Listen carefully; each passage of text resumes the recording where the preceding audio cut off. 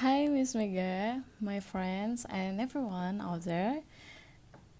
Today, I'm going to tell about relative pronoun, the use of who, whom, and whose. But before that, let me introduce myself. My name is Meynirga, and my student number is 162. So, yeah, without any further ado, let's get into the material. Okay, then let's meet our presentation model today. So, if you are a boy, you are going to be Andy, and if you are a girl, you are going to be Aina. So, because I'm a girl, I will take the positions as Aina. So, you are going to be the role model of this example of this materials or learning online today. Okay, it means that you have to imagine you are being the person who takes this role at this presentation. I mean, the material of this presentation. Okay, let's get into the next agenda. So, are you guys wondering what relative pronoun itself? So, relative pronoun is a type of pronoun that used to connect two clauses which tells noun. Actually, or basically, this is not only clauses, but it can be phrases and clauses or so on. But in this term, noun can be person, animal, or any other particular things. And these are the example of relative pronouns. It can be who, whom, whose, which, or that. And in this situation, you can add more. You can add more some information about the example of relative pronoun on the search engine by yourself, okay? Okay, read these following sentences. The first one. The boy who stands over there is Andy, and the boy whom you met yesterday was Andy, and Andy, whose leg was bruised in the soccer game, was my brother. Okay, there are who, whom, and whose. And do you know the difference between all of them? Okay, then let's take a look in this table. The first one is who. Who is used for people who is a subject of pronoun. The example, I, he, she, we, and etc. We use who to ask which person does an action, okay? Does an action, or which person is a certain way. Example, who's gonna cook dinner today? Who prepared the text in the president's speech? The man who I saw yesterday was Alex. Okay, after that, whom. Whom is an object pronoun. Okay, object. Example, it can be him, her, us, and etc. It should be used to refer to the point object of a verb or preposition. We use whom to ask person receives an action. Okay, receives. The example, this is my brother whom you met at our house last month. And then, do you know someone whom I can talk about global warming? The woman whom I saw at the cinema last week is a dentist. Okay. After that, whose. Whose is a pronoun that is used in question to ask who owns something. It is a possessive pronoun. Example is he, his, our, and etc. The example is like this. Whose clothes are these? Whose notebook was stolen in the class? This is Mary, whose mother went to the university with me.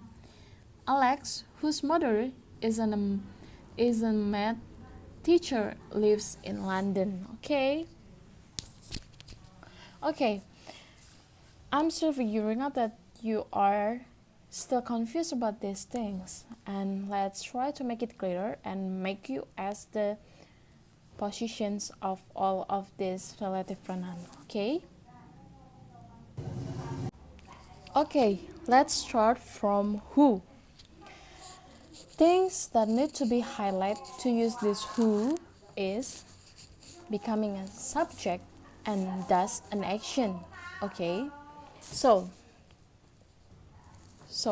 as what I've stated before, because I'm a girl, so I'm going to be Aina.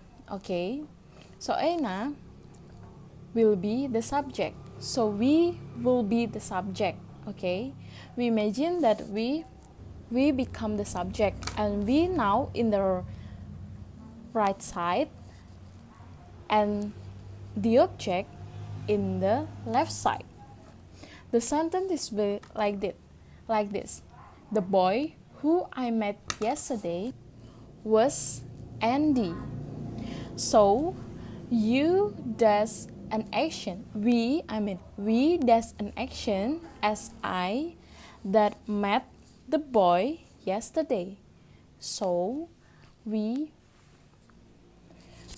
become the subject here. Okay. Next. And the next is whom. Whom highlighted that you are an object and receives an action. Okay. Now you on the left side and Andy in the right side. It means that Andy the subject and you the object. The sentence will be like this. The girl was me whom you met in the park last month. Okay. So you receives an action by Andy because Andy does meet you last month. Okay, you become the one who received an action. Okay, I guess and I hope that it will be understood by you, because the position is different. So because the position is different, so Andy will place as the subject and you receive an action to use this relative pronoun whom. Okay, and the last one is whose. Whose is a possessive and owns something.